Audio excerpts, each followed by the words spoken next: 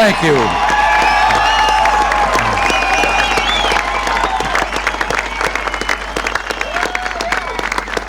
Thank you very much. Chancellor Kohl, Governing Mayor Diepken, ladies and gentlemen, 24 years ago, President John F. Kennedy visited Berlin. And speaking to the people of this city and the world at the City Hall, well, since then, 2 other presidents have come, each in his turn, to Berlin. And today, I myself make my 2nd visit to your city.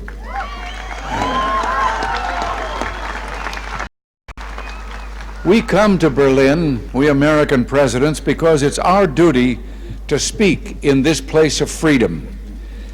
But I must confess, we're drawn here by other things as well, by the feeling of history in this city, more than 500 years older than our own nation, by the beauty of the Grunwald and the Tiergarten, most of all, by your courage and determination.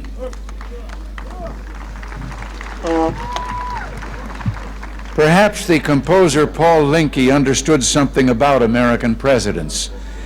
You see, like so many presidents before me, I come here today because wherever I go, whatever I do, ich hab noch keinen Koffer in Berlin.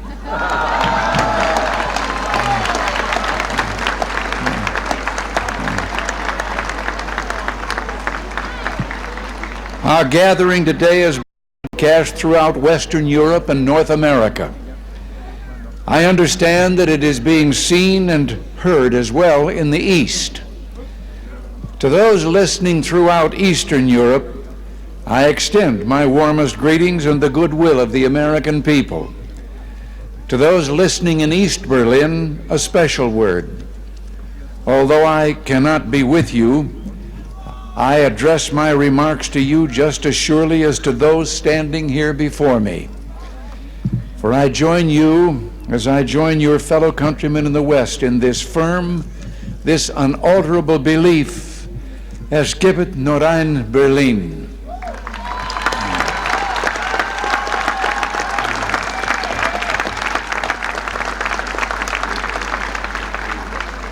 Behind me stands a wall that encircles the free sectors of this city, part of a vast system of barriers that divides the entire continent.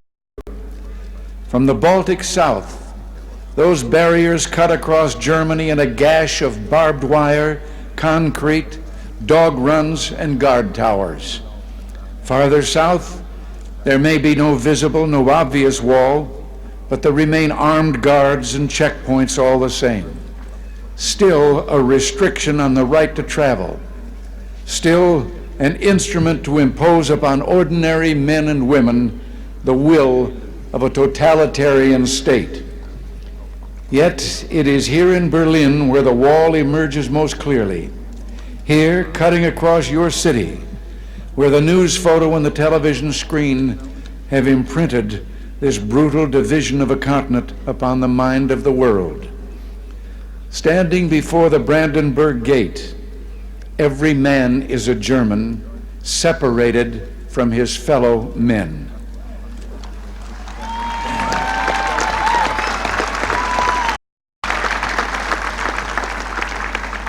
Every man is a Berliner, forced to look upon a scar.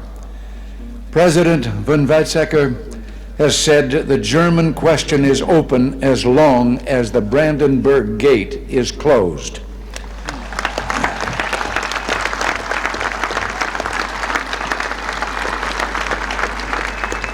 But today I say, as long as this gate is closed, as long as this scar of a wall is permitted to stand, it is not the German question alone that remains open, but the question of freedom for all mankind.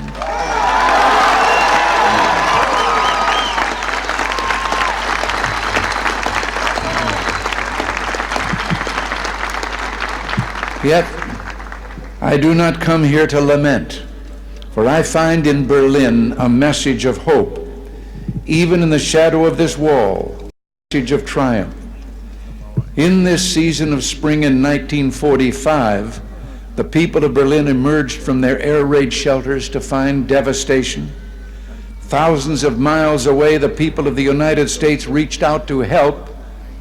And in 1947, Secretary of State, as you've been told, George Marshall, announced the creation of what would become known as the Marshall Plan. Speaking precisely 40 years ago this month, he said, "Our policy is directed not against any country or doctrine, but against hunger, poverty, desperation, and chaos."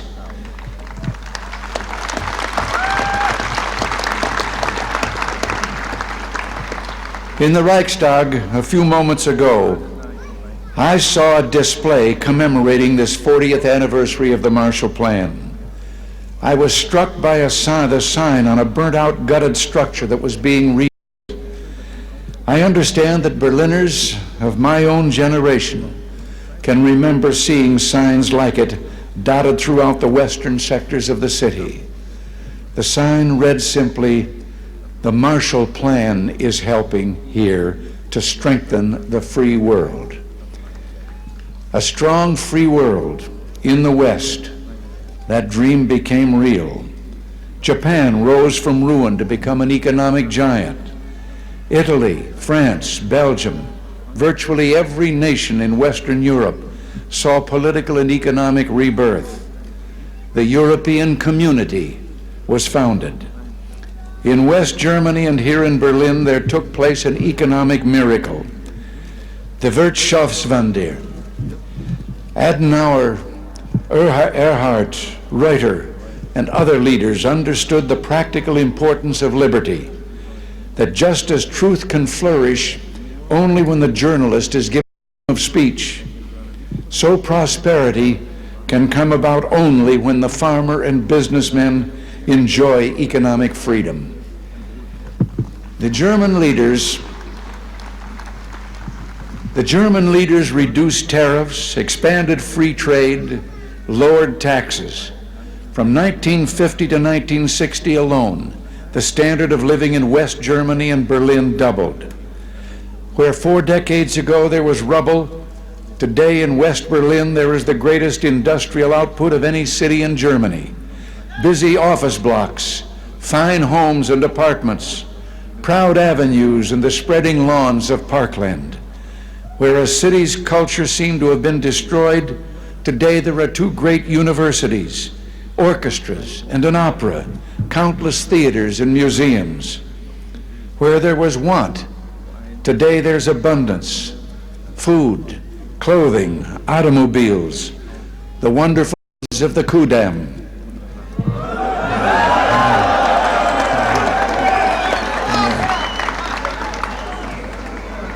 From devastation, from utter ruin, you Berliners have in freedom rebuilt a city that once again ranks as one of the greatest on earth.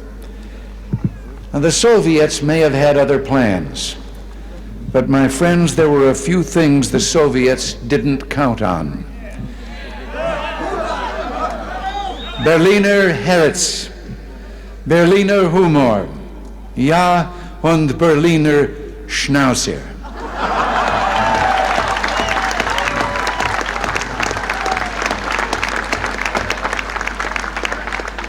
In the 1950s, Khrushchev predicted, "We will bury you." But in the West today, we see a free world that has achieved a level of prosperity and being unprecedented in all human history. In the communist world, we see failure, technological backwardness, declining standards of health, even one.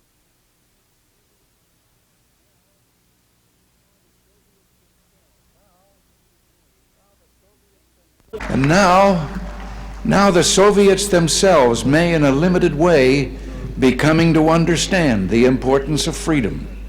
We hear much from Moscow about a new policy of reform and openness. Some political prisoners have been released. Certain foreign news broadcasts are no longer being jammed. Some economic enterprises have been permitted to operate with greater freedom from state control.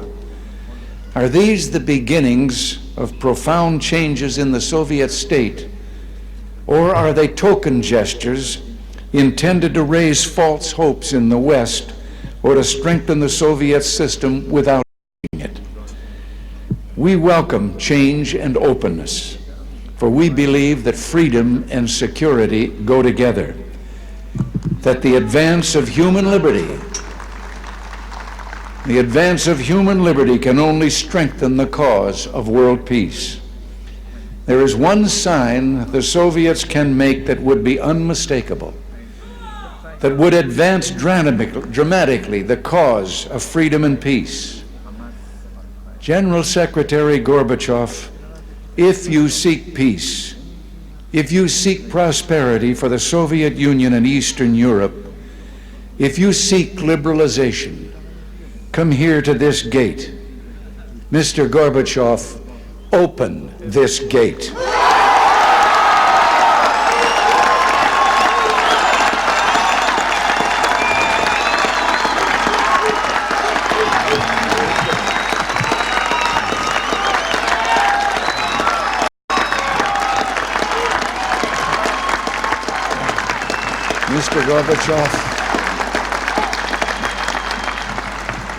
Mr. Gorbachev, tear down this wall.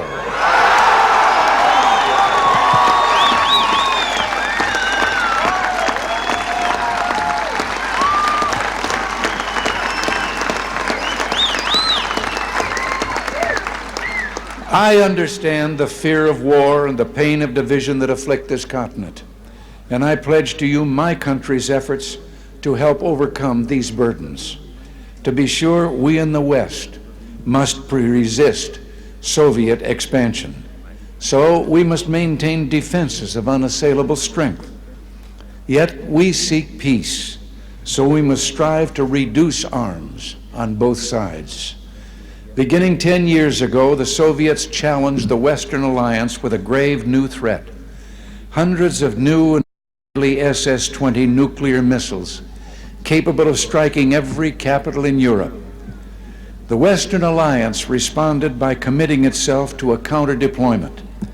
Unless the Soviets agreed to negotiate a better solution, namely the elimination of such weapons on both sides, for many months, the Soviets refused to bargain in earnestness. As the alliance in turn prepared to go forward with its counter-deployment, there were difficult days of protests, like those during my 1982 visit to this city. And the Soviets later walked away from the table. But through it all, the alliance held firm.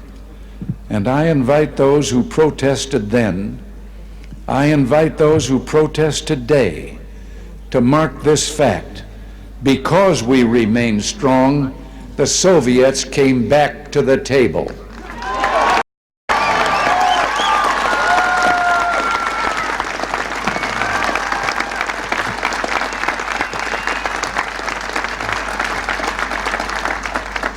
Because we remain strong today, we have within reach the possibility not merely of limiting the growth of arms, but of eliminating for the first time an entire class of nuclear weapons from the face of the earth.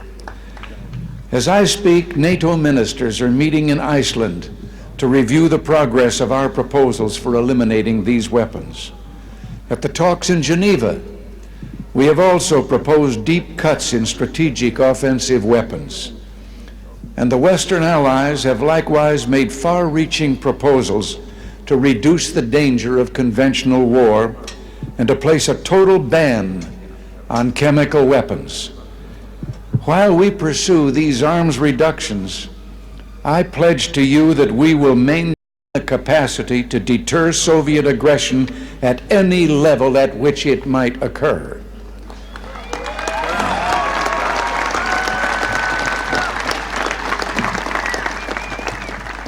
And in cooperation with many of our allies, the United States is pursuing the Strategic Defense Initiative. research to base deterrence not on the threat of offensive retaliation, but on defenses that truly defend, on systems, in short, that will not target populations, but shield them. By these means, we seek to increase the safety of Europe and all the world. But we must remember a crucial fact. East and West do not mistrust each other because we're armed. We're armed because we mistrust each other.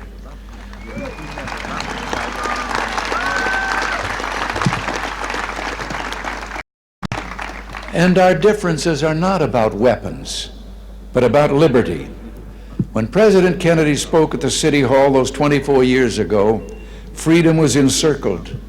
Berlin was under siege. And today, despite all the pressures upon this city, Berlin stands secure in its liberty, and freedom itself is transforming the globe. In the Philippines, in South and Central America, democracy has been given a rebirth. Throughout the Pacific, free markets are working miracle after miracle of economic growth. In the industrialized nations, a technological revolution is taking place, a revolution marked by rapid, dramatic advances in computers and telecommunications. In Europe, only one nation, and those it controls, refuse to join the community of freedom. Yet in this age of redoubled economic growth, of information and innovation, the Soviet Union faces a choice. It must make fundamental changes, or it will become obsolete.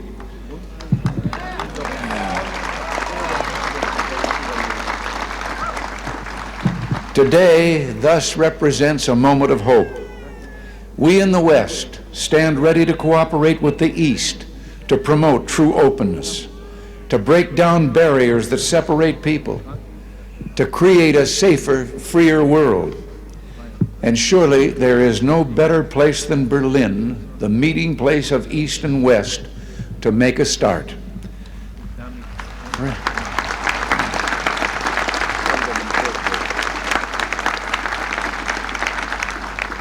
Free people of Berlin, today as in the past, the United States stands for the strict observance and full implementation of all parts of the Four-Power Agreement of 1971. Let us use this occasion, the 750th anniversary of this city, to usher in a new era, to seek a still fuller, richer life for the Berlin of the future. Together, let us maintain and develop the ties between the Federal Republic and the western sectors of Berlin, which is permitted by the 1971 agreement. And I invite Mr. Gorbachev, let us work to bring the eastern and western parts of the city closer together so that all the inhabitants of all Berlin can enjoy the benefits that come with life in one of the great cities of the world.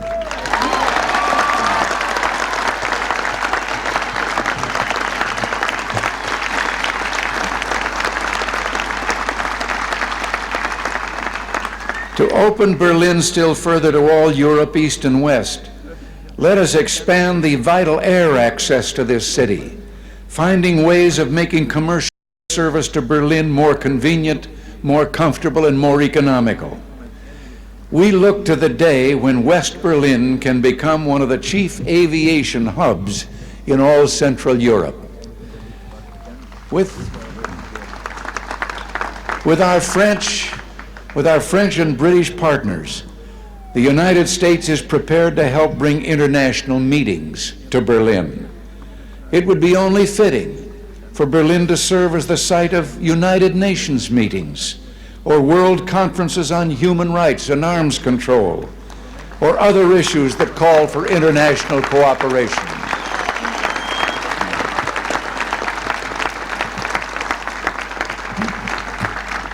There is no better way to establish hope for the future than to enlighten young minds, and we would be honored to sponsor summer youth exchanges, cultural events, and other programs for young Berliners from the East. Our French and friends, I'm certain, will do the same.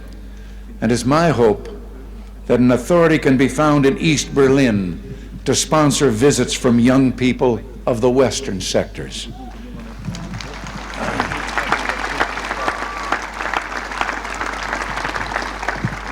One final proposal, one close to my heart.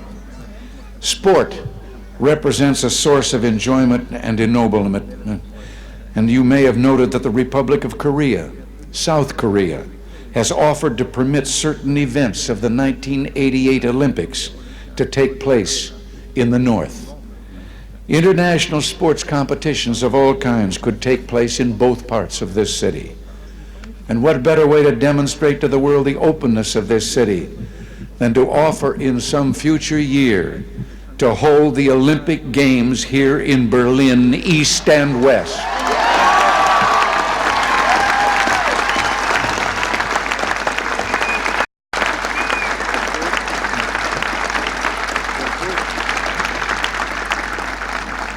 In these 4 decades, as I have said, you Berliners have built a great city.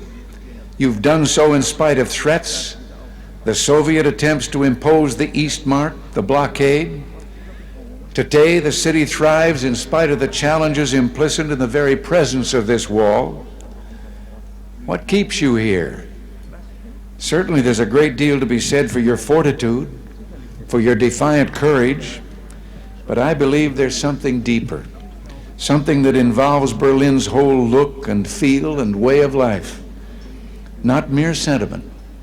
No one could live long in Berlin without being completely disabused of illusions. Something instead that has seen the difficulties of life in Berlin but chose to accept them, that continues to build this good and proud city in contrast to a surrounding totalitarian presence that refuses to release human energies or aspirations. Something that speaks with a powerful voice of affirmation, that says yes to this city, yes to the future, yes to freedom. In a word, I would submit that what keeps you in Berlin is love.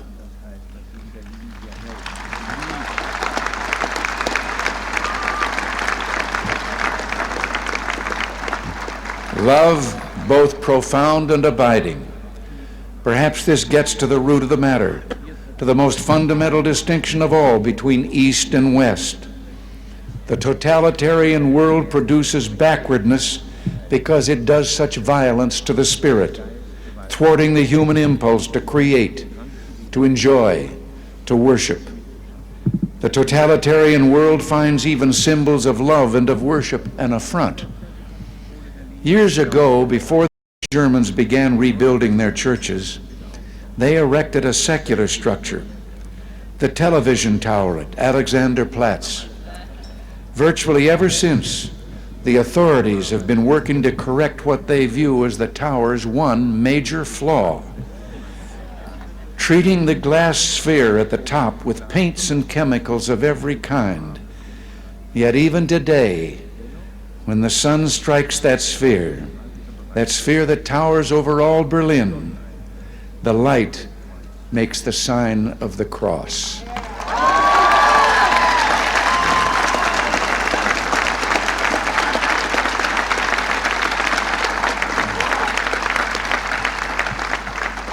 There in Berlin, like the city itself, symbols of love, symbols of worship cannot be suppressed. As I looked out a moment ago from the Reichstag, that embodiment of German unity, I know words crudely spray painted upon the wall, perhaps by a young Berliner.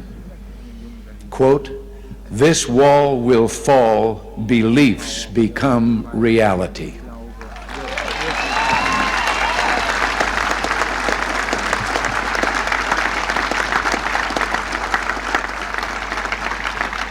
Yes, across Europe this wall will fall, for it cannot withstand faith, it cannot withstand truth.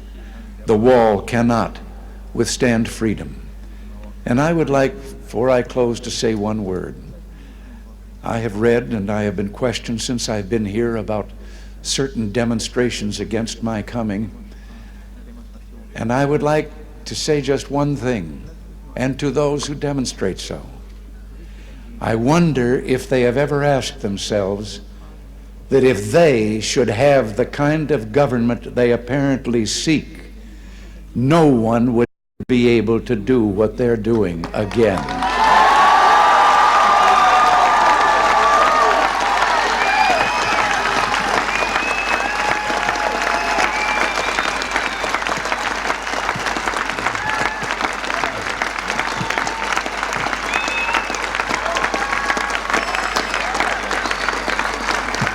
Thank you, and God bless you all.